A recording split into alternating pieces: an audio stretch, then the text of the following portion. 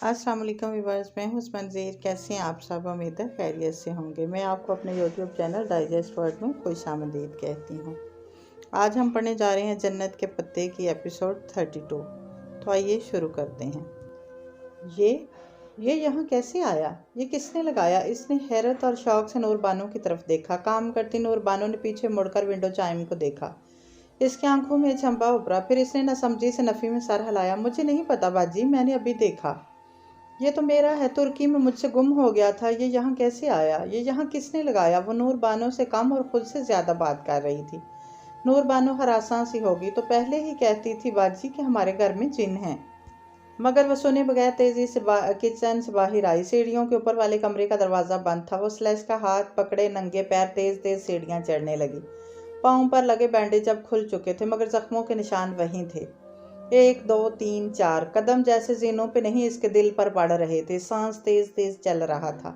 इसे नहीं पता वो चंद सीढ़ियाँ चंद सदियाँ क्यों बन गई थी, जैसे ये फासला कभी नहीं ख़त्म होगा। वो फूले तनफ़्फ़ुस के साथ ऊपर आई और धड़कते दिल के साथ आखिरी कमरे का दरवाज़ा धकेला।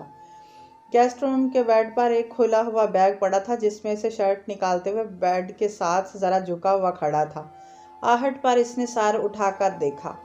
हया चौखट पर स्लैश का गिलास हाथ में लिए इसे फटी फटी नज़रों से देख रही थी। जहान इसे देखकर चंद लम्हे कुछ कह नहीं पाया, फिर धीरे से मुस्कुराया। शर्ट बैग में रखी और कदम कदम चलता इस तक आया। नीली जीन्स और सब्ज़ शर्ट में बहुत फ्रेश लग रहा था। मरहबा। हया से चंद कदम दूर रुककर इसने हल्की सी मुस्कुराहट के साथ सर को खम देते हुए इसको सलाम किया। चंद लम्हे वैसे ही साकत निगाहों से इसे देखती रही और फिर इसके बाद खुले लब बेंच गए। पेशानी की राग तन गई और हैरत ज़दा आंखों में यके गुस्सा आ गया। एकदम से इसने स्लाइस से भरा गिलास जहान पे उलट दिया। तुम वहाँ मरने के लिए मुझे छोड़ गए थे। मैं वहाँ कितनी दफ़ा मरी हूँ, तुम्हें पता ही नहीं, और अब तुम आकर कहते हो मरहबा। वो एकदम फट पड़ी थी। स्लैश जहाँ की शर्ट पर गिरा था वो एकदम पीछे हुआ। पहले इसने अपनी शर्ट को देखा और फिर हया को, जैसे इसे यकीन ना आया हो कि हया ने ये क्या किया है। जैसे इसे यकीन ना आया हो कि हया ने एक दफ़ा फिर ये किया है। हया वो लम्हे भर को कुछ बोल ही ना पाया। कुछ मत कहो, तुम्हें कुछ कहने की ज़रूरत ही नहीं। तुम क्या समझते हो मुझे? बेवकूफ़ है मैं? नहीं समझी? शायद पता नहीं तुम वहाँ गए भी थे या नहीं। मैं नहीं जानती वहाँ कौन था, मगर मैंने वहाँ बारूदी सुरंगें फटते देखी। मैंने वहाँ पर गोलियाँ चलते सुनी। मैंने वहाँ पर धुआं देखा। मैं नहीं जानती वहाँ पर क्या हुआ था, मगर जो भी हुआ इसके पीछे तुम्हारा जहन था। मैं जानती हूँ जहान, तुम हमेशा चीज़ें प्लान करते हो, मगर तुमने कहा था कि इस दफ़ा तुम कुछ प्लान नहीं करोगे, लेकिन तुमने किया था। अगर तुम मुझे बता देते मैं कितना परेशान रही, मैं कितनी तड़पी, मैं कितनी बेसकून रही हूँ इन चंद दिनों में, अंदाज़ा नहीं है तुम्हें। वो वहीं बेड के किनारे पर बैठी और फिर एकदम हाथों में मुँह छुपा कर रोने लगी। जहां ने एक दफ़ा फिर गर्दन झुकाकर अपनी गीली शर्ट को देखा और फिर फर्श पर गिरे प्लास्टिक के गिलास को। शुक्र है गिलास प्लास्टिक का था, सो टूटा नहीं। तुमने क्या किया इस वक्त मैं नहीं जानती, मगर जो भी किया बहुत बुरा था। अगर वहाँ मेरे दिल को कुछ हो जाता, मैं शौक से ही मर जाती, तो क्या करते? मगर तुम्हें तो कोई फ़र्क नहीं पड़ता, वो रोते रोते कह रही थी। अगर तुम्हारी यादाश्त ठीक से काम कर रही है तो तुम्हें याद होगा मैंने कहा था फ़ौरन वहाँ से चले जाना। अगर तुमने सब कुछ देखा है तो इसका मतलब है तुम वहीं पर थी। तुमने मेरी बात नहीं मानी। हया ने एकदम से गीला चेहरा उठाया। मैं चली जाती तो कितनी दूर जाती? चंद मीटर दूर ही तो खड़ी थी हमारी जीप। क्या मुझे वहाँ तक सुरंगें फटने, धमाके और गोलियाँ आवाज़ ना आती? और एक तारीख खामोश रात थी और तुम जानते थे कि मुझे आवाज़ आएगी, इसलिए तुमने मुझे कहा था कि मैं सरहद तक ना जाऊं। क्या तुम वाकई सरहद के पार गए थे? क्या पता तुम गए ही नहीं हो? मुझे तुम्हारी किस बात का यकीन नहीं जहान। कितने दिन वो मुज़तरब, बेचैन और दिल गिर रही थी। अब कितने मज़े से वो कह रहा था मरहबा। यानी कि तुमने मेरी बात नहीं मानी, यानी कि तुम हमेशा अपनी मर्ज़ी करती हो, और अगर मैं अपनी मर्ज़ी करूं तो तुम गुस्सा करती हो। और जहान ने सर झुकाकर अपनी गीली शर्ट को देखा। क्या कुछ रह गया जो तुमने मेरे ऊपर नहीं तोड़ा? एक ही दफ़ा तोड़ लो ताकि ये सिलसिला ही ख़त्म हो जाए, वो खफकी से बोला। हया ने इसकी गीली शर्ट को देखा। इसे ज़रा भी अफसोस या पछतावा नहीं था। फ़िलहाल वो इसी काबिल था। मैंने तुम्हें कहा था कि तुर्की और शाम का बॉर्डर सबसे आसान बॉर्डर है। मैंने तुम्हें यह भी कहा था कि वो हमें नहीं पकड़ सकते जब तक हम ना चाहें। आसान बॉर्डर होने का यह मतलब नहीं होता कि मुंह उठाकर सरहदी बाड़ से चले जाएंगे। आसान बॉर्डर का मतलब ये था कि इसे बॉर्डर पे सरहदी फौज को डाक देना आसान होता है। वो कहता हुआ बाथरूम की तरफ गया। चंद ही लम्हों बाद वह शर्ट का गिरेबान तौलिए से साफ करते हुए वापस आया था। हम तेरे और शाम का बॉर्डर इस तरह क्रॉस करते हैं। कमांडर शिया था, इसलिए मुझे चाहिए था कि मैं इसे ईरान से कॉल करवाता, और ईरान में मेरे पास बेहतरीन ऑप्शन आयशे थी। इसने उन्हें फ़ोन करके एक क्रिमिनल के बारे में बताया जिसे वो पकड़ना चाहते थे। हालांकि वो आदमी एक दफ़ा पहले तुर्की से शाम जा चुका था, लेकिन इन सिक्योरिटी फोर्सेस के गधों को नहीं मालूम था। शर्ट साफ करके इसने गिरेबान के ऊपर जूस के कतरे भी तौलिए से साफ किए और गिला अमेज नजरों से हया को देखा। और अगर तुम किसी पर कुछ गिराने से पहले इसकी बात सुन लिया करो तो ज़्यादा बेहतर होगा। मैंने जिस क्रिमिनल के बारे में बताया था वो वहाँ पर जा ही नहीं रहा था। जो बंदा मेरी जगह बॉर्डर से इस पोस्ट तक गया था, इसको पैसों की ज़रूरत थी। जब वो इसे पकड़ ले गए तो 6 माह इसे जेल में रखेंगे और फिर छोड़ देंगे, और इन 6 माह में इसके घर वालों का बहुत अच्छा गुजारा हो जाएगा। ये सिर्फ एक डिवीज़न था जो अपनी तरफ से हम सिक्योरिटी फोर्सेस को देते हैं, ताकि वो मुखबरी की गई चौकी की तरफ अपना फोकस रखें, और ऐसे में इनकी तवज्जो किसी करीबी चौकी से हट जाया करती है और हम इनकी इसी बेदहानी का फ़ायदा उठाकर बॉर्डर क्रॉस कर जाया करते हैं। तुर्की का बॉर्डर सब इसी तरह ऐसा करते हैं। एक बंदा पकड़वाते हैं और पूरी की पूरी फैमिली करीब ही कहीं दूसरी जगह से बॉर्डर पार कर लिया करते हैं। और जो बारूदी सुरंग फटी वो इन लोगों से बहुत दूर थी। सिर्फ अफरा तफरी फैलाने के लिए किया था मैंने, तो इसीलिए इसके जूतों का रुख बाईं तरफ था। वो बाढ़ की तरफ जा ही नहीं रहा था, इसने जाना ही बाईं तरफ था। कुछ नहीं, कुछ ना कुछ तो था जो जहान ने इसे सिखाया था, मगर इसे सीखी हुई बात को पहले अप्लाई कर लेती तो इतनी परेशानी ना होती। अगर मैं तुम्हें बता देता कि वहाँ सिक्योरिटी फोर्सेस तैयार है, बारूदी सुरंग फटेगी, गोलियां चलेंगी, तो क्या तुम वहाँ मुझे जाने देती? तुम परेशान हो जाती। तुम इतने दिन परेशानी में गुजार ताकि कहीं मेरा डिवीज़न नाकाम तो नहीं होगा। कहीं ये ना हो कि सिक्योरिटी फोर्सेस वालों को अंदाज़ा हो गया हो, उन्होंने आसपास की फोर्स बढ़ा दी हो। तुम इसी तरह की बातें सोचती रहती और परेशान होती, इसलिए मैंने तुम्हें नहीं बताया। मगर नहीं, वह या सलमान ही क्या जो मेरी बात मान ले, जो अपनी अकल से बेअकल वाले काम ना किया करे। गीले तौलिए को सोफे के पुष्ट पर डालते हुए ब्रह्मी से कह रहा था। हया ने भीगे रुखसार हथेली के पुष्ट से साफ किए। और वह लड़की कौन थी जिसके साथ एक दफ़ा अब्बा ने देखा था? मत जाहिर करना कि तुम्हें याद नहीं। वो आयशे थी।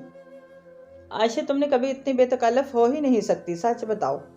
नहीं, इनफैक्ट मुझे याद आया, वो मेरी सेक्रेटरी थी दिमत, और वो जानती थी वो झूठ बोल रहा है। वो असल बात कभी नहीं बताएगा। अब भी कुछ बातें थी जो इसे नहीं बताता था, मगर फिल वक्त वो इसको कुछ बताना चाहती थी।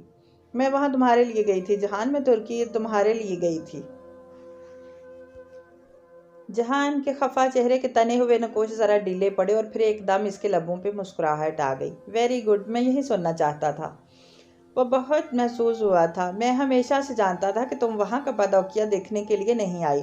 कप्पादोकिया की बात कौन कर रहा है जहान? इसने उकता कर टोका। तुम्हें अच्छी तरह पता है कि तुमने मुझे कप्पादोकिया खुद बुलाया था, वरना तुम कभी मुझसे मासन वाली बात ना कहते। तुम चाहते थे कि मैं वहाँ आऊँ, लेकिन मैं कप्पादोकिया की बात कर नहीं रही। वो इसके सामने आ खड़ी हुई और जब बोली तो इसकी आवाज़ पहले से हल्की थी। वो ट्रे उठाए बाहर निकली। जहां ने पिछली सीट पर पड़ा इसका शापर उठा लिया।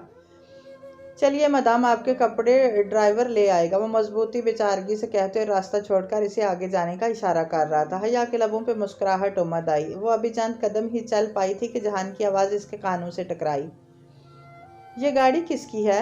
शायद कोई मेहमान आया है। इस बात पर हया ने गर्दन मोड़कर देखा। पोर्च में खड़ी इसकी गाड़ी के आगे खड़ी गाड़ी और पैरों के नीचे से जमीन सरकने लगी। इस स्याह कार को वो हजारों गाड़ियों में भी पहचान सकती थी, पर पता नहीं। इसकी आवाज़ लड़खड़ा गई। ट्रे पे जमे इसके हाथ मजीद सख्त हुए। जहान कुछ कहे बगैर शॉपिंग बैग पकड़े इसके आगे आगे अंदर आया। वो जहान के पीछे अंदर आई। एक एक कदम बहुत भारी हो गया था। लाउंज के दहाने पे ही अंदर का मंजर दिखाई दे रहा था। इसके कदम चौखट से ज़रा पीछे जम गए। वो तरीक गोशे में खड़ी थी। अंदर वाले लोग इसकी तरफ मुतवज्जो नहीं थे। वहाँ वलीद सोफे पे टांग रखे बैठा था। सामने अब्बा, अम्मा, साइमा, ताई, रोहेल, नताशा, फुफो और दावर बाई, सोनिया, सब ही थे। सोनिया तो चलो शादीशुदा थी। ख़ानदान की रिवायत के मुताबिक इसका पर्दा नहीं था। अचंभे की बात तो ये थी कि इरम भी वहीं कोने में खड़ी थी। इसके हाथ में ट्रे थी, जैसे वो कुछ सर्व करने के बहाने यहाँ आई हो और फिर यहीं खड़ी हो गई हो। जहान अंदर आया, एक नज़र सबको देखा और फिर 1 मिनट कहकर शॉपिंग बैग की तरफ इशारा किया, जैसे उन्हें रखना है, और सीढ़ियाँ चढ़ते गया। वो वहीं अकेली खड़ी रह गई। ट्रे को पकड़े इसके हाथ पसीने में भीग गए। वलीद ने जहान को सीढ़ियाँ चढ़ते देखा तो गर्दन इस तरफ मुड़ी। हया को देखते हुए एक जहरीली मुस्कुराहट इसके मुंह पर उमड़ आई। वो कुछ मसरूर सा वापस इन सब की तरफ मुड़ा जो अभी तक उलझी निगाहों से इसे देख रहे थे।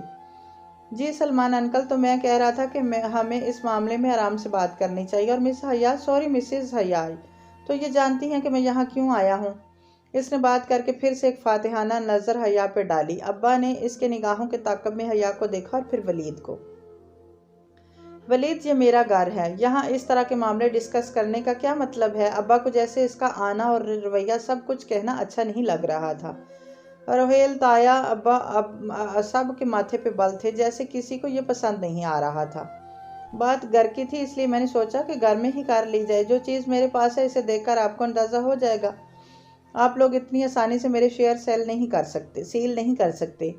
वलीद, ये कोई तरीका नहीं, दावर भाई नागवारी से कहते हुए उठने लगे। रोहेल भी ब्रह्मी से ये सब कुछ देख रहा था। इरम भी इसी तरह कोने में खड़ी थी। शायद किसी ने इसे जाने के लिए नहीं कहा था, या शायद कहा हो तब भी वो खड़ी हो गई हो। वो गालिबन सारा तमाशा देखना चाहती थी। इस सारे में अगर कोई बड़े मज़े से बैठी कोक के कैन के घूंट से घूंट भर रही थी तो वो नताशा थी, हर फिक्र से बेनियाज, हर सिचुएशन को एंजॉय करती हुई। दावर, तुम इसे ज़रूर देखना चाहोगे, आखिर इसका ताल्लुक तुम्हारी ही शादी के फंक्शन से तो है। वो कहते हुए उठ खड़ा हुआ और हया की तरफ देखकर अपनी जेब से एक प्लास्टिक रैपर निकाला जिसमें रखी सीडी साफ नजर आ रही थी। क्या मैं इसे चला दूं? इसने सीडी हया को दिखाते हुए पूछा। सब लोग इस बात पर मुड़कर हया को देखने लगे थे। वो जो साकत सी खड़ी बिना पलक झपके इसे देख रही थी, इस बात पे बेख्तियार इसके कदम पीछे हटे, कमर दीवार से जा लगी। हाथ में पकड़ी ट्रे बहुत वजनी हो गई थी। इसी लम्हे जहान खाली हाथ सीढ़ियां उतरता दिखाई दिया। जो बात करनी है मुझसे करो। हाँ बोलो, क्या मसला है? वो जैसे अब फारिग होकर बहुत संजीदगी से कहता वलीद के सामने आ खड़ा हुआ। हया ने उम्मीद से जहान को देखा। वो यकीनन समझ जाएगा कि ये वही वीडियो है। वो अभी वलीद को कुछ दे मारेगा या इसी सीडी के टुकड़े टुकड़े कर देगा, इसे पूरी उम्मीद थी। इसकी बात पे वलीद की मुस्कुराहट गहरी हुई। ये शो शाइम है और तुम इसको शो को ज़रूर देखना चाहोगे। बात के इख्तिताम पर वलीद ने फिर हया को देखा। इसका बार बार हया को देखना सबको उलझन और अजीब सी कैफियत में मुब्तला कर रहा था। क्या है इस सीडी में? जहां ने संजीदगी से इससे पूछा। अलबत्ता आंखों में ज़रा सी उलझन थी। वो नहीं समझा था। अल्लाह अल्लाह, वो नहीं समझा था। इसका दिल ज़ोर ज़ोर से धड़कने लगा। जहान नहीं समझा था। वो कहना चाहती थी, चिल्लाना चाहती थी, जहान इससे मत पूछो प्लीज़, जहान इसे घर से निकाल दो, इसे कुछ दे मारो, मगर इसे यहाँ से भेज दो। मगर सारे अल्फाज हलक में दम तोड़ गए। आपके घर की चीज़ है तो आप ज़रूर देखना चाहेंगे और इसके बाद आप फैसला करेंगे कि मुझे अपनी कंपनी में किस हैसियत से काम करने देंगे। लाउंज में खामोशी थी। सब सुन रहे थे, बस वहीं दोनों बोल रहे थे। हया का सांस आहिस्ता आहिस्ता रुकने लगा। दम घुट रहा था। फिजा में ऑक्सीजन की कमी हो गई थी। मगर इसमें है क्या? वो रहा टीवी और वो इसके नीचे डीवीडी रखा है। इसको लगाकर खुद देख लो, बहुत एंजॉय करोगे। इसने सीडी जहान को पकड़ाई। हया के नथनों से ऑक्सीजन का कोई झोंका टकराया था। सांस, खुशगुमानी, उम्मीद, एक किरण नजर आई थी कि जहान सीडी हाथ में लेते ही तोड़ देगा और वलीद को दे मारेगा। जहान ने ज़रा तज़ब्ज़ुब से सीडी को देखा और फिर इसे थाम लिया, मगर इसने इसे नहीं तोड़ा। इसने सीडी को कवर से निकाला, उलट पलट कर देखा और फिर सर उठाकर वलीद की तरफ मुतवज्जा हुआ। आर यू श्योर कि इसमें ऐसा कुछ नहीं जो किसी की तौहीन का बायस बने? क्या मैं वाकया इसे सबके सामने चला दूं? इसमें जो है वो सब सच है, कोई फिक्सिंग नहीं है। चलाओ, ज़रूर चलाओ। जहां ने सीढ़ी पकड़े पकड़े ताया अब्बा को देखा। वो इसी उलझन निगाहों से इसे देख रहे थे। किसी की समझ में कुछ नहीं आ रहा था कि ये अचानक क्या हो रहा है।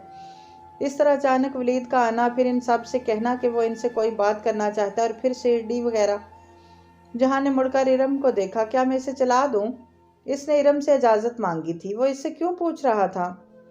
क्या इसे एहसास नहीं था कि यह सीढ़ी इरम ने ही वलीद को दी थी और इसीलिए इरम ने नहायत ही बेनियाजी से शानें उचकाई, जैसे कह रही हो मेरी बला से, अलबत्ता इसकी आंखों में मुस्कुराहट सी थी। शाइम की मुस्कुराहट के अब आएगा मज़ा। जहान ने फिर वलीद को देखा, जैसे खुद भी मुतज़ब्ज़ब था कि इसे सीढ़ी चलानी चाहिए या नहीं। जहान ने एक सपाट सी निगाह इस पर डाली और फिर ओके कहते हुए मुड़ा। इसके कदम दीवार में लगे टीवी की तरफ बढ़ रहे थे। किचन के खुले खिड़की से हवा का झोंका आया और आध खुली दीवार पर लटके विंडो चाइम की लड़ियां गोल गोल घूमने लगी। स्टिक और कांच टकराए, वो खामोशी में मध्यम सा नगमा बज उठा, मातम का नगमा, सोग का नगमा। जहान ने एक कदम मजीद टीवी की तरफ बढ़ाया। बाहर बादल जोर के गरजे, बिजली चमकी और हया के हाथ से जिंजर ब्रेड हाउस की ट्रे गिर पड़ी। हल्के से ठुड की आवाज़ से ट्रे ऊंधे मुंह जमीन बोस हुई। कोई इसकी तरफ मुतवज्जा नहीं था। वो सब इस सीढ़ी को देख रहे थे कि आखिर में इसे क्या है जिसे दिखाने के लिए वलीद इतना बेचैन हो रहा है। जहान आहिस्ता आहिस्ता चलता हुआ टीवी की तरफ जा रहा था। हया का टूटा हुआ जिंजर ब्रेड हाउस इसके कदमों में गिरा पड़ा था, लेकिन इसे परवाह नहीं थी। वह बस सांस रोक के लाउंज में बैठे नफूस को देख रही थी। अब्बा, रोहेल, जहान, बाप, बाई, शोहर, कोई इसके साथ ना था। कोई इसे इस पराए मर्द ब्लैकमेलर से बचा नहीं सकता था। मगर क्या वाकई कोई नहीं था? अल्लाह ताला। इसने ज़ोर से पुकारा था। अल्लाह का नाम वो वाहिद नाम होता है जिसको बोलने के लिए होंठ हिलाने की ज़रूरत नहीं होती। इसने भी नकाब तले बंद होंठों पीछे ज़बान हिलाकर इसे पुकारा था। अल्लाह ताला, मैं बहुत अकेली हूँ। मेरे पास इस वक्त कोई नहीं है जिसे मैं पुकार सकूँ। जहान अब टीवी के पास पहुंच चुका था। या के दिल पे पड़ता बोझ अब बढ़ता जा रहा था। सिर्फ आप हैं जो मेरी मदद कर सकते हैं। आप दें तो कोई नहीं छीन सकता। जहान ने टीवी का बटन ऑन किया और फिर रिमोट से टीवी चला दिया।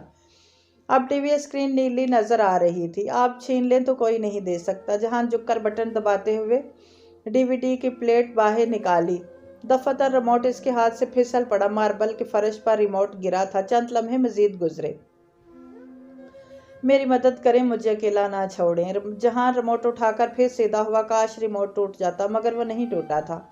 हर चीज़ इसके खिलाफ जा रही थी। जहां ने खाली सा सांचे में सीडी रखी और इसे वापस दिखेला। मुझे इन लोगों के सामने रुसवा ना करे। स्क्रीन पे मेन्यू लिखा आ रहा था। जहां ने ज़रा पीछे होकर रिमोट से प्ले का बटन दबाया। मुझे रसवा ना करना, प्लीज़ हेल्प मी, प्लीज़ अल्लाह ताला हेल्प मी। हया ने आंखें बंद कर ली। शायद सीडी ना लगे और वो अंदर फंस जाए। मगर चंद ही लम्हों बाद इसे गाने की टोन सुनाई दी थी। शीला की मौसीकी। इसके कदमों तले से ज़मीन सरकने लगी थी। सर से आसमान हटने लगा था। इसे लगा वो अभी गिर जाएगी, वो अभी मर जाएगी। वीडियो लग चुकी थी, सब देख रहे थे। वो ख्वाब नहीं था, हकीकत थी। वो एक बार फिर रुसवा होने जा रही थी। सारी रियाजत, सारी हिदायत, सब बेकार गया था। रसवाई, गुनाह, वे इसका कभी पीछा नहीं छोड़ेंगे। वो कब्र तक इसके पीछे आएंगे। इसने अपनी सुर्ख होती बंद आंखें खोली। लाउंज का मंजर धुंधला रहा था। इसने अब्बा के चेहरे को देखना चाहा, जो बहुत शौक से स्क्रीन को देख रहे थे। इसने अपने बाप को सरे बाजार बेइज्जत कर दिया था। इसने रोहेल का चेहरा देखना चाहा, जैसे समझ ना आ रहा हो कि क्या हो रहा है। इसने ताया अब्बा के चेहरे को देखना चाहा, गैज़ो गजब, गुस्सा, परेशानी की तनी नसें, सुर्ख पड़ता चेहरा। इसने साइमा, ताई और अम्मा का चेहरा देखा। हक्का बक्का गाना इसी तरह चल रहा था। इसने नताशा के चेहरे को देखा। वो बड़े सताइसी अंदाज में स्क्रीन को देख सी एक्साइटेड सी आगे होकर बैठी थी। कोक का कैन इसी तरह इसके हाथ में था। इसकी निगाहें नताशा से होती हुई जहान के चेहरे पर पड़ी। जहान वो वाहिद शख्स था जो टीवी नहीं देख रहा था। वो सिर्फ चुभती हुई नज़रों से वलीद को देख रहा था। और वलीद, तब इसने देखा, वलीद का चेहरा सफ़ेद पड़ा था। इतना सफ़ेद जैसे किसी ने पेंट कर दिया हो। इसी पल इसने इरम को देखा। इसका चेहरा भी इतना ही सफ़ेद। ये क्या? एकदम से हया ने गर्दन घुमाकर स्क्रीन को देखा। नकाब तले इसके होंठ इसी तरह खुले थे। आंखों की पुतलियां बेयकीनी से फैली थी। इसे लगा वो कभी सांस नहीं ले सकेगी। गाना वहीं था, म्यूजिक भी वहीं था, इस सीडी में वहीं थी, मगर मंजर नहीं। ये शरीफों का मुजरा नहीं था। नहीं, ये इसकी वीडियो तो नहीं थी। ये तो इरम और वलीद। वो तस्वीर का एक स्लाइड शो था। एक एक करके बड़ी बड़ी तस्वीर स्क्रीन पे उभरती और चली जाती। इरम और वलीद की तस्वीर इकट्ठे किसी रेस्टोरेंट में, किसी शॉपिंग एरिया, किसी पार्क में। सारी फोटोज़ सेल्फ फोटोज़ थी, जैसे वलीद के साथ होकर इरम ने बाजू बढ़ाकर खुद ही मोबाइल से खींची। और इस लिहाज से वो दोनों बहुत करीब करीब खड़े थे। हर 2-3 तस्वीर के बाद स्कैन शुदा ईमेल्स स्क्रीन पे उभरती। इनमें से कुछ फ़िक्रे हाईलाइटेड थे। वो तस्वीर इतनी देर स्क्रीन पे रहती कि वो सब इन हाईलाइटेड फ़िक्रों को पढ़ देते। फिर अगली तस्वीर आ जाती, इरम और वलीद की ज़ाती ईमेल्स। ये क्या? वलीद एकदम आगे बढ़ने लगा। एक कदम भी आगे बढ़ाया तो इन टांगों पे घर नहीं जाओगे, वहीं खड़े रहो। जहान का वो उलझन भरा चेहरा, वो तज़ब्ज़िब सब गायब हो गया था। वो इतने सर्द और कटीले अंदाज में बोला कि वलीद के बढ़ते कदम वहीं रुक गए। इसने शशम से निगाहों से जहान को देखा। ये शो टाइम है ना वलीद लगारी, और तुमने कहा था कि इस शो को मैं बहुत एंजॉय करूंगा। मैं तो कर रहा हूँ, तुम भी करो, मगर शायद तुम कोई गलत सीढ़ी उठा लाए हो। ये गलत है, ये सच नहीं है। वलीद लगारी हकला गया। कभी वो सोफे पे बैठे नफोस को देखता, कभी जहान को। हया को देखना तो इसे याद ही नहीं रहा था। अभी तुमने खुद कहा था कि ये हकीकत है, तुम्हारे कौन से बयान पे यकीन करूं मैं? वो दृष्टि से बोला, मगर इसी असना में दावर भाई गुस्से से उठे थे। घटिया इंसान, मैं तुम्हें छोड़ूंगा नहीं। प्लीज़। जहान ने हाथ उठाकर उन्हें इसके करीब आने से रोका। हाथ का इस्तेमाल मुझे भी आता है, मगर यहाँ ख़वातीन बैठी हैं, इसलिए इस आदमी से मैं खुद निपट लूँगा बाद में। और अभी इसने अंगश्त शहादत उठाकर कहरआलूद निगाहों से वलीद को देखते हुए तनबी, अभी तुम यहाँ से अपनी शक्ल गुम कर लो। तुमसे मैं बाद में मिलूंगा, क्योंकि ये सीडीज मेरे पास है और तुम नहीं चाहोगे कि तुम्हारा होने वाला ससुर या इसकी बेटी ये सब देखें। सेंटर अब्दुल वली की बेटी से रिश्ता हो रहा है ना तुम्हारा? वलीद लड़खड़ाकर पीछे हटा। ताया, अब्बा, रोहेल सब अपनी जगहों पे खड़े हो चुके थे। बस नहीं चल रहा था कि इस शख्स को गोली मार दें। आउट! सलमान साहब जबरदस्त से जोर से बोले थे। वलीद अपनी उड़ी रंगत और बदहवास कदमों से पलटा। सामने दीवार के सती लगी हया खड़ी थी। इसकी निकाब से झलकती स्याह आंखों में भी सकता तारी था। वलीद इन आंखों में नहीं देख सकता था। वो तेजी से बाहर निकला। बाहर इसी तरह बारिश के कतरे गिर रहे थे। टीवी या स्क्रीन पे स्लाइड शो अभी तक चल रहा था। इरम सफ़ेद चेहरे के साथ वो देख रही थी। तस्वीरें थी कि ख़त्म ही नहीं हो रही थी। ये सब फोटो फिक्सिंग होंगी, फूफो रंजीदगी से बोली थी। हालांकि तस्वीरें बहुत क्लियर थी, मगर ताया, अब्बा और दावर के सुर्ख चेहरे वो इरम को किसी तूफान से बचाना चाहती थी। तेज़ बारिश थम चुकी थी। हल्की हल्की बूंदाबांदी जारी थी। खिड़कियों के शीशों पर गिरती टिप टिप की आवाज़ मसलसल आ रही थी। फूफो की बात पे साइमा ताई को तकवीत मिली थी। ये सब झूठ है, इल्ज़ाम है मेरी बच्ची। ये सब इरम और हया की तस्वीरें थी। ये लड़का कहाँ से आ गया इनमें? वो अपनी बात मनवाने के लिए ज़ोर से बोली थी। और ये सारी तस्वीरें हया के पास थी। इससे दी होंगी ये इस लड़के को, और नाम मेरी बेटी का लगा दिया। घर चलो तुम लोग। ताया फरकान कहर बरसाती निगाह से इसको देखते हुए बोले थे। मेरी बात सुने, ये हया के पास थी तस्वीरें इसने, इसलिए वो लड़का बार बार हया का नाम ले रहा था। मेरी बीवी का नाम मत ले ममानी। अब्बा साइमा ताई की बात पे नागवारी से एहतजाज करने ही लगे थे कि जैसे गुस्से से कहता इनके सामने आ खड़ा हुआ था। ये तस्वीरें शायद आपको अपनी बेटी के लैपटॉप से भी मिल जाए, मगर मेरी बीवी का नाम अगर किसी ने लिया तो मुझसे बुरा कोई नहीं होगा। वो इतनी सख्ती से उंगली उठाकर बोला था कि साइमा ताई आगे एक लफ्ज़ ना कह सकी। फातिमा और फूफो ने अफसोस से एक दूसरे को देखा, जैसे समझ नहीं आ रहा था कि क्या करें। घर आओ तुम लोग। ताया अब्बा ने बहुत जब्त से सुर्ख पड़ती निगाहों से बीवी को इशारा किया और लंबे लंबे डाक बढ़ते बाहर निकल गए। दावर भाई फौरन बाप के पीछे लपके थे।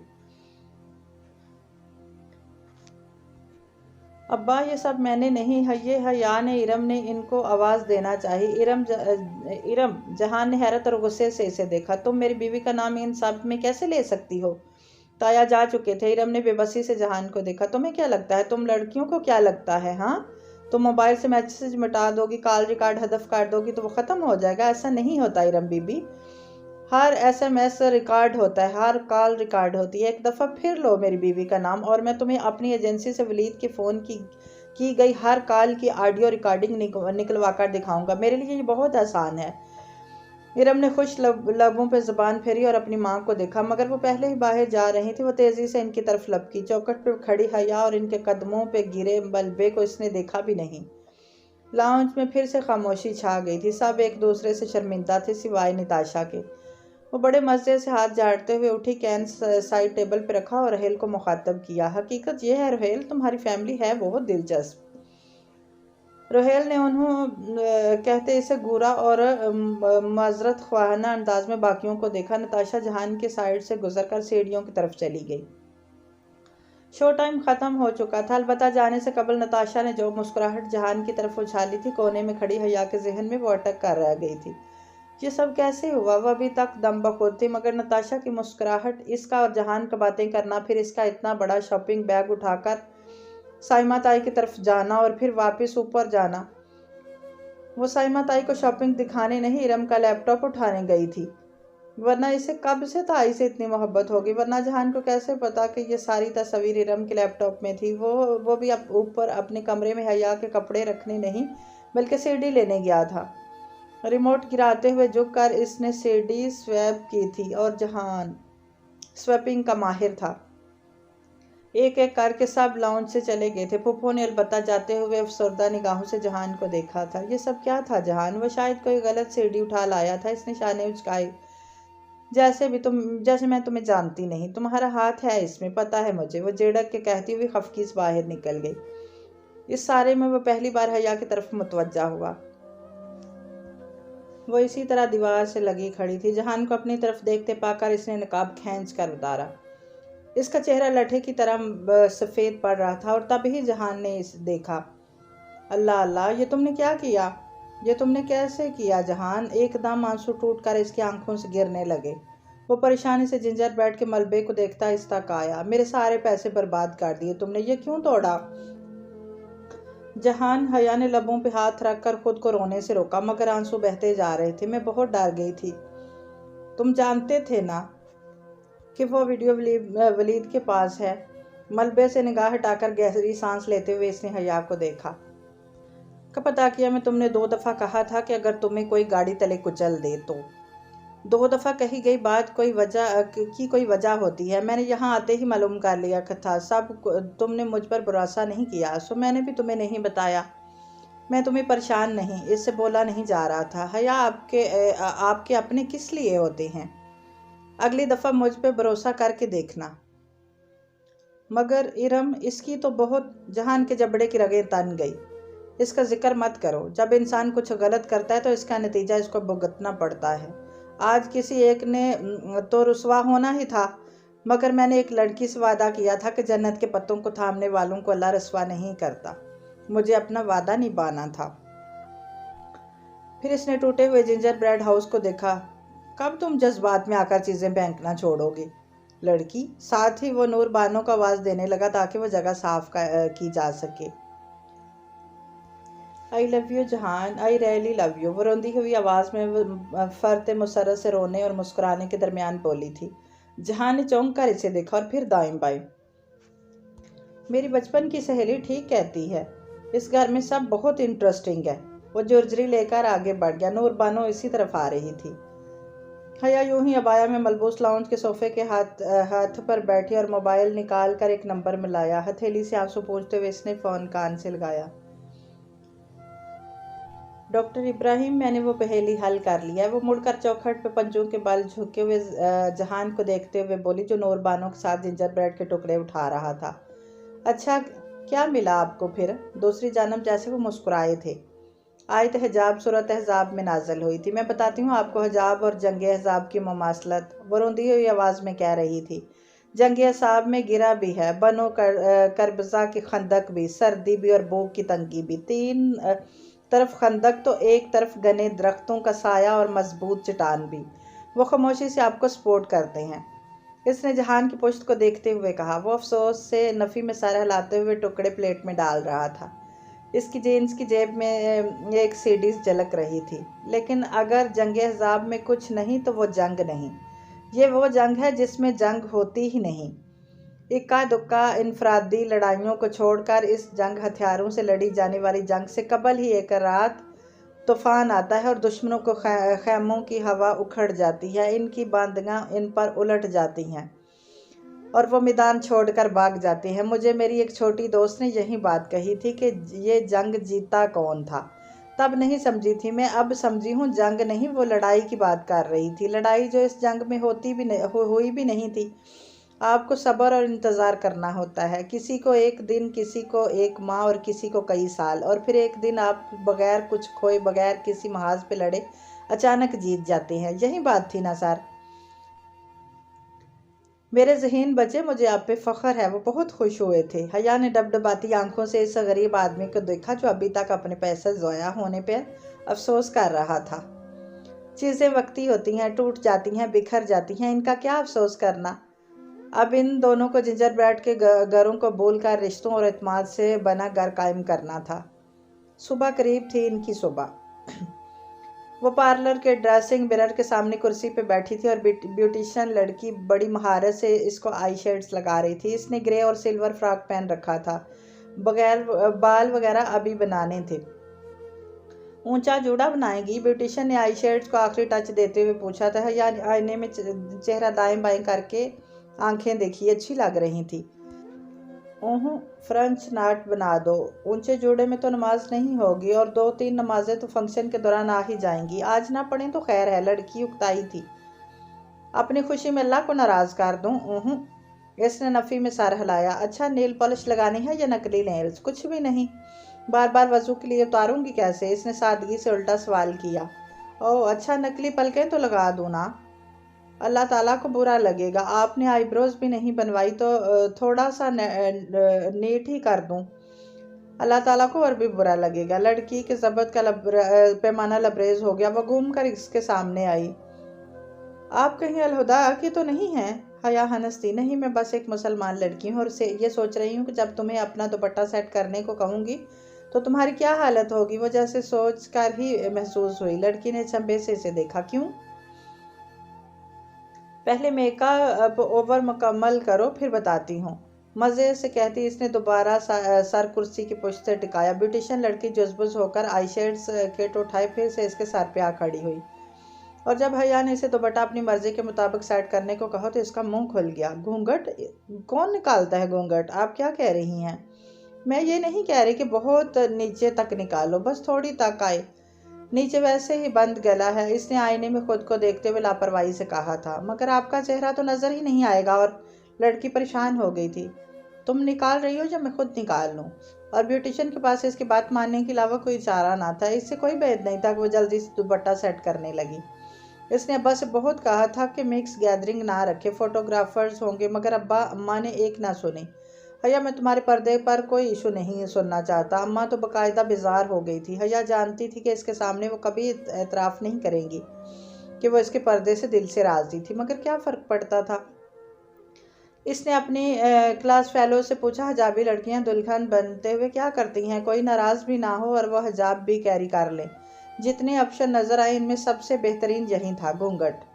और फिर नीचे दुपट्टा इतना फैला कर लिया हो कि सितरपोशी का फ़र्ज़ अदा करे। अब कोई इसकी तस्वीरें खींचे या नहीं, इसे परवाह नहीं थी। मैरिज हॉल में जब इसे ब्राइडल रूम से लाकर स्टेज पर लाया गया तो सना इसके एक तरफ आ बैठी। आज के लिए सना इसकी असिस्टेंट थी। अपनी तरफ से वो तस्वीर खींचने वालों को मुसलसल मना कर रही थी। हया आपा पर्दा करती हैं, प्लीज़ फ़ोटो ना खींचें। या कोई इसके घूंघट पे कुछ बोलता तो वो इसे जवाब भी दे रही थी। आपका क्लासिकल दुल्हन बनी है, वो घूंघट नहीं उठाएंगी। कोई चाची ममानी खाला साथ आकर बैठती, फिर ज़रा सा घूंघट उठाकर चेहरा देखती, सलामी देती, तारीफ़ करती। जो भी सब ऐसा ही था जैसे अमूमन मेहंदी की दुल्हन का होता है। इसका ग्रे फ्रॉक पैरों तक आता था, घेरे पे काम काफ़ी था। घूंघट थोड़ी तक गिरता, नीचे दुपट्टा यू की शक्ल में फैलाकर सामने डाला था। आस्तीन पूरी थी और वो सर झुकाकर नहीं बैठी थी, वो गर्दन उठाकर पूरे इत्मीनान के साथ बैठी थी। हर पास आने वाली आंटी से बड़े आराम से बातें कर रही थी। लोग बुरा तब मानते हैं जब दुल्हन अकड़ कर बैठे। अगर वो खुश मिजाजी से बात कर रही हो पूरे इत्मीनान के साथ तो लोग नरम पड़ जाते हैं। अलबत्ता कहने वाले तो कह रहे थे, ये क्या किया, मेकअप तो छुप गया, ख़राब हो गया होगा, तभी क्या नाटक ड्रामे। मगर वो इस मुकाम पे थी जहाँ ये सब बातें सामी महसूस होती थी। मुश्किलें बहुत पढ़कर भी आसान हो जाती हैं।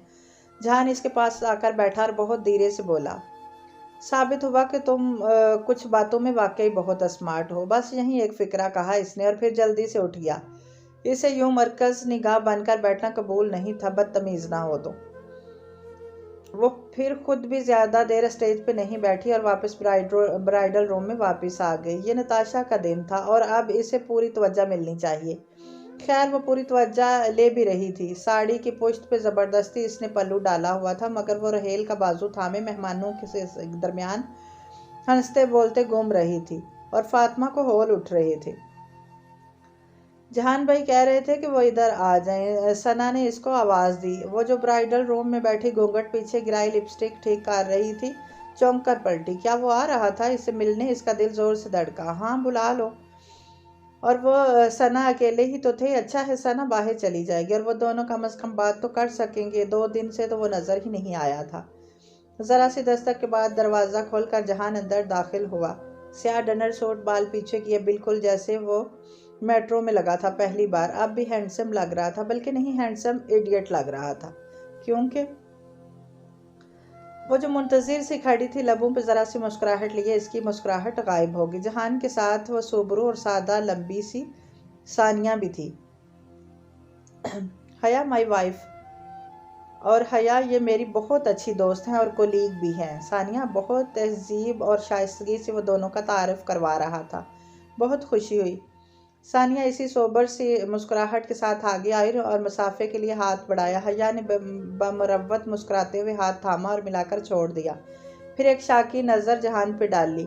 वो बस इसलिए इसके पास आया था, बदतमीज़। बस तुम्हें मिलवाना चाह रहा था सानिया से, इसके हस्बैंड दोस्त हैं मेरे। जी, इनसे तो बहुत दफ़ा मिल चुकी हूँ, वो ज़बरदस्ती मुस्कुराते हुए बोली थी। जहान ने भी साख्ता माथे को छुआ। अच्छा, हमाद ने तो जिक्र नहीं किया। सानिया ने जहान को देखा, वो जो उफ के अंदाज में माथे को छू रहा था, फ़ौरन इसे पेशानी मसल कर हाथ नीचे कर लिया। हाँ, वो हम डिनर कर रहे थे तो वो मिल गया था। खैर, हम चलते हैं, सी यू। वो हया को घूर कर सानिया को रास्ता देता हुआ सामने से हटा। वो नाकदाना निगाहों से उन्हें देखे जा रही थी।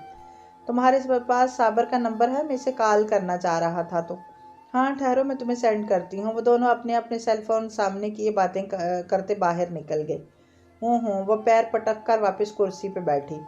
इस आदमी के साथ ज़िंदगी कभी भी फैंटेस्टी नहीं होगी, पहले से वो जानती थी, मगर अब इस बात पे यकीन भी आ रहा था। सब कुछ बहुत मुश्किल था और मुश्किल होगा भी, मगर खैर वो साथ तो थे ना। आहिस्ता आहिस्ता वो इस सब की आदी हो जाएगी। इसने खुद को तसल्ली दी, फिर दरवाजे की तरफ देखा। ज़रा सी जरी खुली थी, वहाँ से मैरिज हॉल की रोशनियाँ, लोगों का रश, हंसते बोलते मेहमान, रंग, खुशबू सब नज़र आ रहा था। इसके तने साफ ढीले पड़ गए, आप ही आप मुस्कुराने लगे। इसने कुलाई घुमाकर देखी। बहारे का नेकलेस ब्रेसलेट की सूरत में इसमें पहना था और इसकी साइड पे खाली कुंडी में अब एक मोती झूल रहा था, स्याह मोती। वो सफ़ेद मोती ना बन सकी तो क्या हुआ, स्याह मोती बनने में भी कोई हर्ज नहीं था। कि फिर मोती तो मोती होता है, जिसकी कालक भी चमकती है। सुबह का दुधिया रंग इस्लामाबाद के पहाड़ों पर छाया हुआ था। गुज़िश्ता रात की बारिश के बाद सरमई सड़कें अभी तक गीली थी। इसने किचन की खिड़की का पर्दा हटाया। जाली से रोशनी और हवा अंदर झांकने लगी, ताजगी का एहसास। तभी दीवार में नस्ब ओवन खाना पकने की घंटी बजाने लगा। वो आगे आई और ओवन का दरवाज़ा खोला, फिर दस्ताने वाले हाथ से ट्रे बाहर निकाली। पिघले हुए पनीर से सजा गरम गरम पिज़्ज़ा तैयार था। इसने चेहरा ज़रा झुकाकर सांस अंदर उतारी। खस्ता इश्तहा अंगेज़ खुशबू जहान को पसंद आएगा। तारीफ़ नहीं करेगा, अलबत्ता थोड़ा खाएगा, और इस पे भी कई दिन एक्सरसाइज का दौरानिया बढ़ाकर इन कैलोरीज को बर्न करने की कोशिश करता रहेगा। अपनी फिटनेस और सेहत के बारे में वो आज भी इतना ही कॉन्शियस था जितना 4 साल पहले इसकी शादी के वक़्त था। इसने ट्रे अंदर धकेली और ओवन का ढक्कन बंद किया। अब जहान ऑफिस से आ जाएगा तभी वो इसे निकालेगी। साथ ही इसने पलट कर घड़ी देखी, अभी इसे आने में काफ़ी वक्त था। आज वैसे ही या कि सारे काम जल्दी ख़त्म हो गए थे। अब क्या करे, इसबिन फूफो किसी पुरानी दोस्त के बेटे की शादी थी, सो वो कराची गई हुई थी। वैसे यहाँ इनके अपार्टमेंट से अब्बा और ताया के घर ज़्यादा दूर नहीं थे, सो पहले इसने अम्मी की तरफ जाने का सोचा, फिर इरादा तर्क करके अपने कमरे में आ गई। जहान और इसका बेडरूम बहुत नफासत मगर सादगी से सजा था। वो तो इतनी ऑर्गेनाइज नहीं थी, मगर जहान वो ख़राब बेतरतीब चीज़ें कभी बर्दाश्त नहीं करता था। खदीजा का कमरा गो के साथ वाला था, मगर वो भी इतनी छोटी थी, बस 3 साल की। यह कमरा इसका भी था। इस वक्त भी वो कारपेट पर बैठी ब्लॉक्स को तोड़ कर फिर जोड़ने लगी थी। टूटे ब्लॉक्स एक तरफ थे, जोड़े ब्लॉक्स एक तरफ। बेतरतीबी में भी तरतीब थी, बाप की तरह वो भी कल्चर नहीं फैलाती थी। खदीजा गुल क्या बना रही है, वो अलमारी की तरफ बढ़ते हुए इसे मुखातिब करके बोली। इसने लैपटॉप का बैग निकाला और पलटकर अपनी बेटी को देखा, जो इसके सवाल पे सर उठाकर देखने लगी थी। वह स्लीवलेस सुर्ख फ्राक में मलबूस थी, मगर नीचे से इसने कहनी ताकाती पिंक शर्ट पहन रखी थी। जराबें भी पिंक, नरम गहरे भूरे बाल पोनी में बंधे थे। जहान इसके बाल कटवाने नहीं देता था, इसे लंबे बाल पसंद थे, मगर सिर्फ खदीजा की माँ के बालों के बारे में वो राय नहीं दिया करता था। गोरी गुलाबी रंगत, उठी हुई नाक और जहान जैसी आंखें। वो जहान ही की बेटी थी। जहान को लोगों का खदीजा को इससे मिलाना बहुत पसंद था। इसने हया से सिर्फ अच्छा कद लिया था, मगर मैं तुमसे ज़्यादा लंबा हूँ, इसका कद भी मुझ पे गया है, वो शाने उचकाकर बेरियाजी से कहता था। नथिंग। खदीजा गुल ने ज़रा से शाने उचकाकर नफ़ी में सर हिलाया और वापस काम में मगन हो गई। हया ने जब इसका नाम खदीजा गुल रखा था तो जहान ने इतराज़ नहीं किया था। तुम अपनी पसंद का नाम रख लो, मैं तो जो नाम भी बताऊंगा आगे से कहोगी। अब इस नाम की अपनी पुरानी दोस्त का हुलिया भी बताओ जिसकी याद में ये रखना चाहते हो। वैसे इतना गलत भी नहीं था वो। सो इसने अपनी बेटी का नाम खदीजा गुल रखा था, मेरी 3 बेहतरीन दोस्तों की याद में। खदीजा एक प्रीमच्योर बच्ची थी, मगर सदशुक्र वो हमेशा सेहतमंद रही थी। सो वो इनके लिए वाकई खदीजा गुल थी, यानी वक़्त से पहला पैदा होने वाला गुलाब। अपने गुलाब को मुस्कुराकर देखते हुए वो अलमारी का पट बंद करने लगी, फिर यकायक ठहर गई। जिस खाने से लैपटॉप बैग निकाला था, इसके पीछे लकड़ी की दीवार का रंग बाकी अलमारी से ज़रा हल्का लग रहा था। इसने अचंभे से इसे देखते बैग नीचे रखा और हाथ बढ़ाकर पीछे लकड़ी को छुआ। कार्डबोर्ड था वो। उफ। इसने दबे दबे गुस्से से कार्डबोर्ड के टुकड़े को दाएं बाएं करने की कोशिश की और ज़रा सी मेहनत से वो एक तरफ स्लाइड कर गया। पीछे एक लाकर था। चंद लम्हे वो खफगी से इस बंद तिजोरी को देखती रही जिसमें पता नहीं क्या था, और फिर कार्डबोर्ड की स्लाइड वापस जगह पर करके अलमारी बंद कर दी। इस घर में पिछले 4 सालों में कोई 400 खुफिया खाने तो वो ढूंढ चुकी थी, पता नहीं अब कितने तलाशना बाकी थे।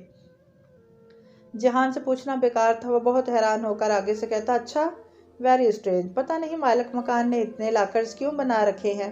कभी बात करूंगा इनसे। हाँ, जैसे वो तो अपने शोहर को जानती ही नहीं थी। खदीजा इसी महवियत के साथ ब्लॉक्स ऊपर रख कर नीचे जोड़ रही थी। अब खुले बेड पर आ बैठी और ईमेल चेक करने लगी, साथ साथ खदीजा पे गाहे बगाए नज़र भी डाल लेती थी। अभी यही फ्रॉक पिंक शर्ट के साथ पहनाकर पिछले ही हफ्ते वो अम्मा की तरफ गई थी तो अम्मा हस्बे आदत खफा होने लगी थी। इतनी सी बच्ची पे तो पर्दा नहीं लगता ना, तुम स्लीवलेस पहना दो तो क्या हो जाएगा हया। ऑफ कोर्स अम्मा, इस पे पर्दा लागू नहीं होता, मगर मैं इसे कोई ज़बरदस्ती स्कार्फ तो नहीं उड़ा रही ना, सिर्फ आस्तीन पूरे पहनाती हूँ। अम्मा, मैं नहीं चाहती कि इसकी हया मर जाए और ये इन चीज़ों की आदी हो जाए। जो और इससे आगे अम्मा नहीं सुना करती थी, वो जो आज भी हया के पर्दे की सबसे बड़ी खाइफ थी। लेकिन वो कहाँ परवाह करती थी। हाँ, दिल चीर कर तो हमने नहीं देखा होता, मगर वक्त और तजर्बा ये अंदाज़ा करना सिखा देता है कि कौन दिल से कुछ कह रहा है और कौन ज़बान से। लैपटॉप के चमकती स्क्रीन के चेहरे को भी चमका रही थी। वो बहुत तवज्जो से अपनी ईमेल्स देख रही थी। लंबे बाल आधे कैचर में बंधे, आधे पीछे खुले कमर पे पड़े थे। चेहरा वैसा ही था, मलाई जैसा। इसे लगता था कि वो इन 4 सालों में पहले से ज़्यादा खूबसूरत हो गई है। मगर खूबसूरत के बजाय 3-4 और लफ्ज़ हैं मेरी लुगत में, मगर मैं कहूँगा तुम्हें बुरा लगेगा। डाइनिंग टेबल पर ही एक रात इसके पूछने पर खाना खाते हुए जहान ने बेनियाजी से कहा था, वो सुलग कर रह गई। अगर तुम्हारी लुग़त किताबी शक्ल में दस्तयाब होती तो मैं इसे वाकई तुम्हें दे मारती जहान, वो बहुत खफगी से बोली थी। मगर इस वक्त बात ये इसके हाथ कुर्सी पर बैठी खदीजा ने अब्रू तान कर नाराज़गी से पूछा, नो हया, इसके आइडियल बाप को कुछ दे मारने की बात कर रही थी, वो कैसे बर्दाश्त करती। बस इसकी ये आदत खुद ब खुद दम तोड़ गई थी। एक क्लिक के बाद अगला सफ़ा खुला तो वह ठहर सी गई। आंखों में पहले हैरत उभरी और फिर अचंभा हुआ। वो मिस्र की एक यूनिवर्सिटी का प्रोस्पेक्टस था जो इसकी दरख्वास्त पर इसे भेजा गया था, मगर यह दरख्वास्त तो इसने दी ही नहीं थी। क्या जहान ने इसकी तरफ से अप्लाई किया था। वो उलझन भरी निगाहों से इस प्रोस्पेक्टस को पढ़ने लगी। वो अक्सर कहती थी कि अब वो LLB एम करेगी। जहान ऐसी बातों पे ध्यान नहीं देता था कि अपनी मर्जी है, जो करो तो क्या। इसने अब पता नहीं मेल चेक करके इसने कलाई पे बंदी घड़ी देखी। जहान के आने में अभी कुछ वक्त था। रस्ट वॉच के साथ ही इसकी कलाई में वो ब्रेसलेट बंधा था और इसमें परोया श्याम मोती जो आज भी चमकदार था, सच्चा मोती। बस करो खदीजा, आप कुछ खा लो। वो लैपटॉप बंद करके उठी और बेटी के सामने से ब्लॉक समेटने लगी थी। खदीजा खाने के मामले में ज़रा चोर थी, बाज़ दफ़ा ज़बरदस्ती करनी पड़ती थी। ऐसे ही एक दफ़ा खदीजा बहुत बीमार थी और हया इसे कुछ खिलाना चाहती थी, मगर खदीजा ने हाथ मारकर प्याला गिरा दिया तो इसने बहुत गुस्से से कहा था, अल्लाह अल्लाह, बात क्यों नहीं मानती हो, मैं किधर जाऊं। और खदीजा ने सुर्ख चेहरे और डबडबाती आंखों के साथ गुस्से से कहा था, जहन्नम में जाओ। और वह बिल्कुल शल रह गई थी। बस वो आखिरी दिन था, फिर इसने अपना तकिया कलाम तर्क कर दिया था, बस अब और नहीं। बुरी आदतें हमें खुद ही बदलनी पड़ती हैं। खदीजा को किचन काउंटर पर बिठाकर इसने फ्रिज का दरवाज़ा खोला ताकि अंदर से खीर निकाले, मगर दरवाजे के अंदरूनी तरफ अंडों के खाने में एक पोस्टर नोट चिपका हुआ था। इसने नोट उतारा और सीधा होते हुए पढ़ा, लंच टाइम पर कबूतरों को याद करने में कोई हर्ज तो नहीं। Lunch time? इसने बेसाख्ता घड़ी देखी। लंच टाइम तो होने वाला था। अल्लाह अल्लाह, ये आदमी भी ना। चलो खदीजा, बाबा के पास जाना है। इसने जल्दी से बच्ची को काउंटर टॉप से उतारा। बाबा सुनकर इसके चेहरे पे सारे जहान की खुशी उमड़ आई। वो फौरन अंदर की तरफ दौड़ी। जब तक हया दरवाजे खिड़कियां बंद करके आई, वो हया का बड़ा सा पर्स कंधे पे लटकाए इसका अबाया घसीटती, फर्श पे झाड़ू देती ला रही थी। थैंक्स, वो अपने जूते पहनो अब। इसने जल्दी से अबाया पर्स इससे ले लिया। माँ सन के कबूतरों का जिक्र पहली दफ़ा जहान ने एक इतालवी रेस्टोरेंट में किया था। इसके बाद इसे इस रेस्टोरेंट को वो कबूतरों के डेनिम से याद करते थे। लेकिन क्या था अगर वो सुबह नाश्ते पे ही कह देता कि लंच बाहर करेंगे, मगर नहीं, वो इंसानों की ज़बान में बात करता ही कब था। सुबह से इतनी दफ़ा फ्रिज खोला, पता नहीं क्यों नज़र नहीं आया। आधे घंटे बाद वो अपने हरीर के स्याह अबाया में मलबूस खदीजा की उंगली थामे रेस्टोरेंट की सीढ़ियाँ चढ़ रही थी। ऊपर आकर देखा, कोने वाली मेज़ खाली थी। वो वहीं कहीं होगा, मगर जब तक वो बैठ नहीं जाएगी वो नहीं आएगा। वैसे वो इस तरह बाहर कम ही बुलाता था। यकीनन अब कोई ऐसी बात थी जो वो घर में नहीं करना चाहता था। खदीजा को महसूस कुर्सी पर बिठाकर वो जैसे ही मुट्ठी बैठी, इसे वो अब सामने से आता दिखाई दिया। ग्रे कोट बाजू पे डाले, कफ मोड़े, टाई डीली, संजीदा चेहरा और हमेशा की तरह हैंडसम। इसके सामने कुर्सी खींचकर बैठते हुए बोला था, मरहबा, क्या हाल है? फिर मोबाइल वॉलेट मेज़ पर रखते हुए इसने झुककर खदीजा के दोनों गाल बारी बारी चूमे। अपनी बहुत सी तुर्क आदात को वो तर्क नहीं कर सके थे। बाबा, यू नो वाट? खदीजा चहक कर इसे जल्दी जल्दी कुछ बताने लगी तो वो तवज्जो से मुस्कुराते हुए सुन रहा था। आदि तो यकीनन हया की शिकायत थी। नहीं, वो मम्मा कहने का तकल्लुफ़ नहीं किया करती थी, वो वही कहती थी जो इसका बाप कहता था। जो ऑर्डर सर्व हो चुका तो वो इसकी तरफ मुतवज्जा होते हुए बोला, और सब ठीक है? तमहीद को कट करो जहान, और अब बता भी चुको कि क्या बात है। नहीं, इतना कुछ ख़ास नहीं, बस ऐसे ही। वो छुरी कांटे की मदद से स्टिक को टुकड़ा तोड़ते हुए लापरवाही से बोला था। बहुत ख़ास बात है जो घर पे नहीं हो सकती थी। ये फ़िक्रा इसने कहा नहीं था, मगर हया तवज्जो से सारा लाती इसको सुनते हुए खुद ही जहन में इसके अल्फाज को डिकोड कर रही थी। असल में मैं कुछ आगे सोच रहा था। मुझे आगे का असाइनमेंट मिल गया है और ऊपर से हुक्म आया है कि कुछ दिन के लिए थोड़ा सा घूमने फिरने बाहर चला जाऊं, यानी कि 1-2 साल कहीं नहीं गए हूँ। हया ने समझ कर सारा हिलाकर इसे मज़ीद बोलने दिया। ज़्यादा दूर नहीं, करीब ही। मेल चेक की तुमने आज? हया ने बस हाँ में गर्दन हिलाई, बोली कुछ नहीं। यानी करीब, यानी कि मिस्र, वहीं से मेल आई है ना तुम्हें? तो तुम्हारा क्या ख्याल है? वो संजीदगी से इसे देखते हुए पूछ रहा था। तुम रह लोगी ना इतना अरसा? हया ने ज़रा से शाने उचकाए, जैसे तुम्हारी मर्जी। दिल अलबत्ता बहुत उदास हो गया था। तो भला आखिर वो वक्त आन पहुंचा था जब इसे एक फ़ौजी की बीवी का किरदार अदा करना होगा, घर पे रहकर बरसों इंतज़ार करने वाली बीवी का। खदीजा बड़ी हो जाएगी और फिर पता नहीं वो कब अपने बाप को देख पाएगी। ज़िंदगी बहुत गैर यकीनी चीज़ थी। खदीजा तो मेरे बगैर रह लेगी, मम्मी के साथ इसकी बहुत बनती है। वो भी हया की तरह शायद इसकी सोच को डिकोड करके बोला था। मगर तुम्हारे लिए मुश्किल होगा, जानता हूँ तुम मुझे मिस करोगी। वो ज़रा सा मुस्कुराया। मैं तुम्हें मिस करूँगी, मगर क़यामत तक इस बात का इकरार नहीं करूँगा। अच्छा, तो फिर यह कि इसने प्लेट परे करते हुए हया को देखा। मैं एक ऐसा कवर बनाना चाह रहा हूँ जिसमें मुझे शायद किसी यूनिवर्सिटी में कुछ अरसे के लिए पढ़ाना पड़े। तुम्हें भी आगे पढ़ने का शौक़ है, तो क्यों ना हम यूँ करें कि खदीजा को मम्मी के पास छोड़ दें और तुम मेरी स्टूडेंट बनकर मेरी क्लास में इनरोल हो जाओ। यहाँ पे आकर इसने मुस्कुराहट दबाई। हाँ, लेकिन मैं इस बात की यकीन दहानी करूँगा कि तुम मेरी सबसे ज़्यादा डांट खाने वाली स्टूडेंट होगी। अच्छा, और तुम्हें लगता है कि मैं मान जाऊँगी? वो ज़रा वक्फे के बाद बोली थी। तुर्की के इन 5 माह की तरह एक दफ़ा फिर तुम ड्राइविंग सीट पे हो और हर चीज़ को कंट्रोल करोगे। हाँ, तो मेरा ख्याल है कि ये एक अच्छा आइडिया है, मगर थोड़ी सी तब्दीली की गुंजाइश है। इस सारे में वो पहली दफ़ा मुस्कुराई थी। हथेली थोड़ी तले वो बहुत मुतमईन से इसे देखकर कह रही थी, हम अपनी जगह स्वैप कर लेते हैं। मतलब? बोल जा। मतलब ये कि मैं टीचर होंगी और तुम मेरे स्टूडेंट होगे। और हाँ, मैं इस बात की यकीन दहानी करूँगी कि तुम मेरे सबसे ज़्यादा डांट खाने वाले स्टूडेंट होगे। और तुम्हें लगता है मैं मान जाऊंगा? हाँ, क्योंकि इस दफ़ा मैं ड्राइविंग सीट पे होना चाहती हूँ और तुम्हारे पास फैसला करने के 10 सेकंड है।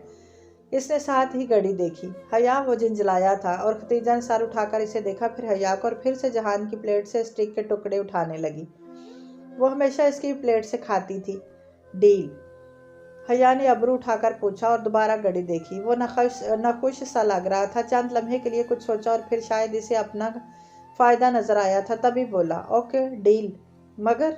इसने निपकिन से होठ थपथपाते हुए कहा, मगर याद रखना कि तुम हमेशा 2 कदम पीछे रहोगी। हया जानती थी कि वो सही कह रहा था, मगर वो बोली, देखते हैं, मगर तुम याद रखना कि कुछ दिन तुम मुझे मैडम कहोगे। जवाब में वो धीमी आवाज में खफगी से कुछ बुड़बड़ाकर वॉलेट खोलने लगा। हया ने असोदा मुस्कुराहट के साथ इसे देखा। खदीजा अभी तक इसकी प्लेट से खा रही थी। मिस्र, काहिरा, यूनिवर्सिटी। कौन जाने किस नए सफ़र पे इसकी बिछड़ी हुई दोस्तें वापस मिल जाएं। कौन जाने कि आयशे की बहारें में मिस्र में रहती हों। कौन जाने कि आयशे अब भी वैसी ही सादा और मजहबी सी हो, जबकि बहारें एक खूबसूरत टीनेज लड़की बन गई हो। जहान को जाब की वजह से इनसे रब्ता करने की इजाज़त ना थी, मगर हया ने अपने सामने मौजूद दोनों नफूस को देखते हुए ज़हरे लब मुस्कुराते हुए सोचा, मगर कौन जाने कि हया ने इनसे रब्ता कभी तर्क ही ना किया हो, क्योंकि चीज़ें जितनी नामुमकिन होती हैं वो उतनी ही मुमकिन भी तो हो जाती हैं, मगर कौन जाने। जी तो वीवर्स, आज जन्नत के पत्ते अपने अख्ताम को पहुंचा एक हैप्पी एंडिंग के साथ। उम्मीद है कि आपको बहुत पसंद आया होगा। नेक्स्ट